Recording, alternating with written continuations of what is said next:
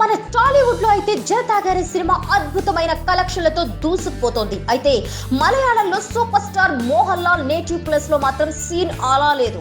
అక్కడ ఎందుకో గానీ జనతా గ్యారేజ్ తన రేంజ్ ను చూపించలేకపోయింది. తన రెమ్యూనరేషన్ ఎంత తీసుకున్నాడో తెలియదు కానీ దర్శకుడు కొరటాల శివ తీసిన కంటెంట్ మీద నమ్మకంతో జనతా గ్యారేజ్ సినిమా కేరళ హక్కులు మొత్తం మోహన్ లాల్ స్వయంగా కొనుక్కున్నాడు. అందుకు 4.20 కోట్లు వెచ్చించాడు. అయితే ఈ మొత్తాన్ని సినిమా ఖచ్చితంగా మొదటి వీకెండ్ లోనే వసూలు చేస్తుందేమో అనుకుంటే అక్కడ కేవలం 7 రోజుల్లో 3.22 కోట్లు గ్రాస్ వసూళ్లు మాత్రమే వచ్చాయి. కేవలం 2.40 కోట్లు షేర్ అనుకోండి. అంటే సినిమా బ్లాక్ బస్టర్ కాదని తెలిసిపోతుంది. మోహన్ లాల్ తో పాటు ఇతర ఫేమస్ మల్లు యాక్టర్లు ఉన్ని ముకుందన్, దేవయాని ఉన్నప్పటికీ అక్కడివి తక్కువ కలెక్షన్లని చెప్పాలి. కాకపోతే మోహన్ లాల్ కు ప్రాఫిట్ రాకపోయినా నష్టాలు మాత్రం రావులే.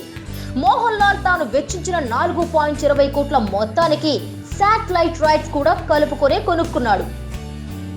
సినిమాకు మరో 50 లక్షల నుండి 80 లక్షల వరకు థియేటర్స్ లో వసూళ్లైన మొత్తంగా ఒక 3 కోట్లు బాక్స్ ఆఫీస్ దగ్గర రికవర్ అయితే తక్కినదంతా శాటిలైట్ రైట్స్ ఎలాగో కవర్ చేస్తాయి. కాబట్టి లాస్ ఉండే ఛాన్స్ లేదులే. కాబట్టి సినిమా ఫుల్ రన్ లో బీభత్సంగా ఆడకపోయినా పర్వాలేదన్నమాట. It's a joggers park.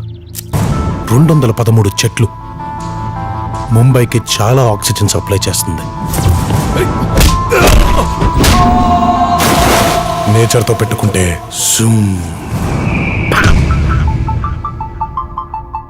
ఆ చెట్టు అంటే నాకెంత ప్రాణమో బుజ్జి అంటే